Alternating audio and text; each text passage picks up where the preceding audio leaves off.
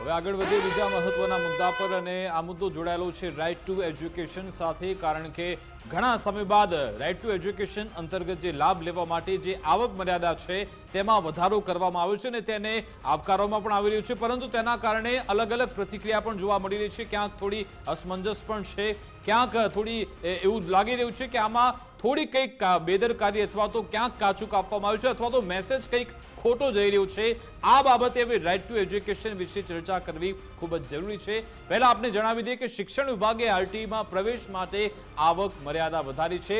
પહેલા જે આવક મર્યાદા હતી તે વધારીને 6 લાખ સુધી કરવામાં આવી છે. વિવિધ કેટેગરીના બાળકોને પ્રવેશ માટેનો અગ્રતાક્રમ સરકારે જાહેર કર્યો છે.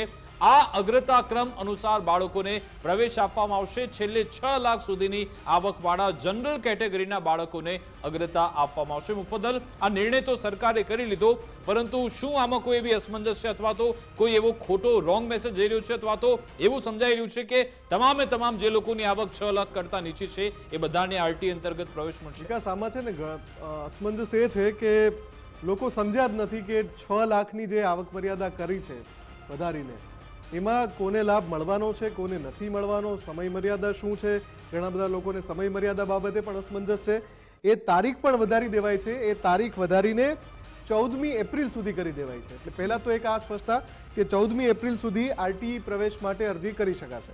બીજી વાત કે 6 લાખની જે આવક મર્યાદા વધારાઈ છે એ કોઈ એક કેટેગરી નથી. સ્ક્રીન પર આપણે બતાવી રહ્યા છે એક સાથે અલગ અલગ 13 કેટેગરી છે અને એમાં જે 13મી કેટેગરી છે જેમાં આ જે પરિપત્ર છે સરકારનો એમાં જ લખેલું છે પણ સ્પષ્ટ નથી લખેલું, એના કારણે જે આપણે સ્ક્રીન પર બતાવી રહ્યા છે એમાં જે 13મી કેટેગરી છે એમાં જનરલ કેટેગરીના બાળકો, અને એ જનરલ કેટેગરી માટે આવકની મર્યાદા છે એ વધારીને 6 લાખ કરી દેવાય છે. તો એની અગાઉની જે 12 કેટેગરી છે એ 12 કેટેગરીમાં આપણે જે બતાવી રહ્યા છીએ એ પ્રમાણે જે માતા પિતાને એકમાત્ર સંતાન હોય, સંતાનમાં માત્ર દીકરી જ હોય તેવી દીકરી, રાજ્ય સરકાર હસ્તકની સરકારી આંગણવાડીમાં અભ્યાસ કરતા બાળકો, પછી એસસી એસટી કેટેગરીના બાળકો, પછી એસી બીસી કેટેગરીના બાળકો, આ બધાને આ જ કોટાને અંતર્ગત પ્રવેશ મળે છે. બરાબર?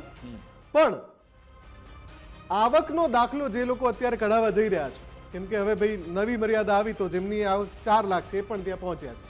એટલે મામલતદાર કચેરીની બહાર મોટી સંખ્યામાં લોકો એકઠા થયા છે. એમણે આ કેટેગરીનો અભ્યાસ કરવો જરૂરી છે કે કઈ કેટેગરીમાં પોતાનું બાળક આવે છે.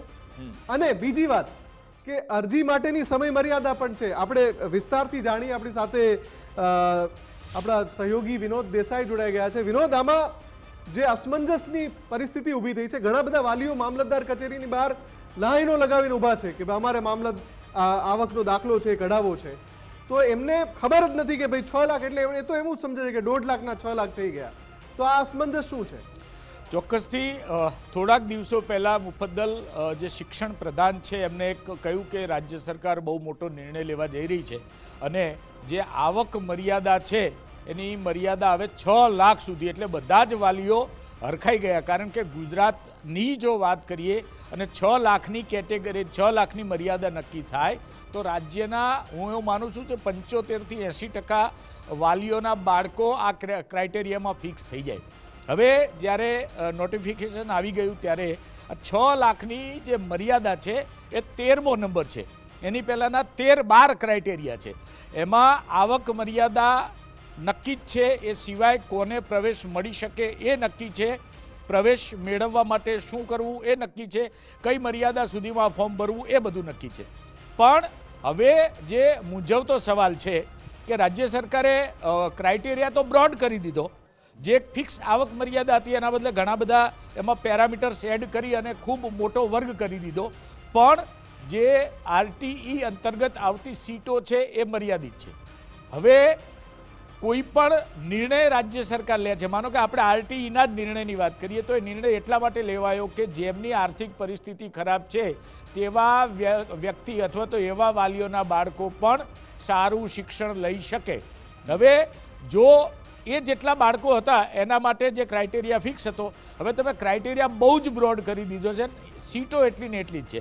એટલે ચોક્કસથી ઘણી બધી વખત એવી પરિસ્થિતિનું નિર્માણ થવાનું કે જેને ખરેખર જરૂર છે, જેના બાળકની એટલે જે વાલીની આવક 1 લાખ 1.5 લાખ કે 2 લાખ રૂપિયા છે, એવા વાલી રહી જાય અને જેની 6 લાખની મર્યાદા છે એવા વાલી બાળકો આવી જાય એવું પણ બને. એટલે રાજ્ય સરકારના નિર્ણયને હજી એમાં ઘણા બધા એટલે એનું અભ્યાસ થશે, પણ જો તમે પોતાનો ક્રાઇટેરિયા બ્રોડ કરો છો અથવા તો એમાં ઘણા બધા વર્ગને આવરી લો છો, તો સાથે સાથે જે સીટોની મર્યાદા છે આરટીની સીટ પણ વધવી જોઈએ. બિલકુલ એને પણ વધવી જોઈએ. વિનોદ, આમાં બીજો સૌથી મોટો પડકાર એ છે કે ઘણા બધા લોકો જેને ખરેખર હક મળવો જોઈએ મળતો નથી. બીજા ઘણા એવા વાલીઓ છે કે જેમની આવક ખૂબ જ સારી છે છતાં પણ ખોટો આવકનો દાખલો કઢાવી પછી એડમિશન લઈ લે છે. એની સામે સરકાર કેવી રીતે એક મુદ્દો આમાં મારે એડ કરવો છે. ઘણી બધી શાળાઓ છે ને એ મિસચીફ કરે છે. બધી જ શાળાઓની આપણે વાત નથી કરતા, પણ કેટલીક શાળાઓ એવી છે કે જેને વાલી આપે કે સરકાર આપે એને તો ફીથી મતલબ છે ને ભાઈ, પણ પોતાની જે હાઈ ફાઈ શાળા છે અને અહીંયા મોટી મોટી ગાડીઓમાં એમના વાલીઓ બાળકોને મૂકવા આવે છે, ત્યાં ગરીબ વર્ગનું બાળક ન ભણે એવી માનસિકતા ધરાવતી કેટલીક શાળાઓ એક ગિમિક્સ કરે છે. જ્યારે એડમિશનની પ્રોસેસ શરૂ થાય ને ત્યારે એનું જે સ્કોડ હોય ને એ આ વાલીઓ જેમને ફોર્મ ભર્યા છે ને એમના ચેકિંગની પ્રોસેસમાં એટલી બધી ગૂંચવાડા ઊભા કરે અને ઘણા બધા ફોર્મ રદ કરે. હવે શું થાય છે કે આરટી અંતર્ગત ફોર્મ ભરવાની મર્યાદા છે, એ તારીખ પતી ગઈ પછી નવા એડમિશનો થતા નથી.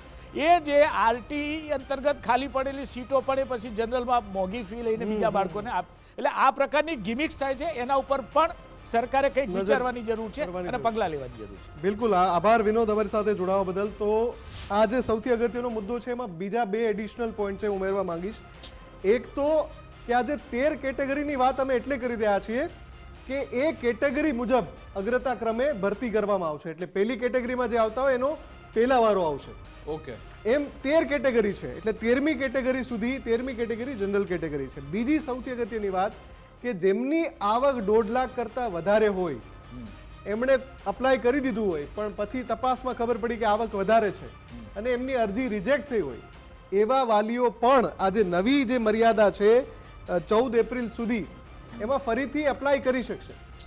અગાઉ તમારી અરજી રદ થઈ છે જૂની મર્યાદા અંતર્ગત, તો તમે ફરીવાર નવી મર્યાદા જે 6 લાખની છે એના અંતર્ગત તમે આવતા હો તો તમે ફરીથી અરજી કરી શકશો 14 એપ્રિલ સુધી. આ પણ એક અગત્યની માહિતી. બિલકુલ, એટલે કે આમાં 2 મહત્વની બાબત આમાં સામે આવી છે. એક તો એ છે કે આ જે તમે ભલે આવક મર્યાદા વધારી પરંતુ એની સામે જે સીટ છે સંખ્યા એની પણ વધવી જોઈએ, અને સાથે સાથે જે લોકો આ ગરીબોનો હક છીનવવા તૈયાર બેઠા છે, ખોટા આવકના દાખલા કાઢીને એડમિશન લે છે, એને પણ આ સિસ્ટમમાંથી હટાવવા જરૂરી છે. અને જેવી કેટલીક એવી શાળાઓ કે જે ગિમિક કરે છે કે ગરીબ વર્ગના લોકોને તેમની શાળામાં એડમિશન ન મળે, એની સામે પણ સરકારે એલર્ટ થવું જરૂરી છે.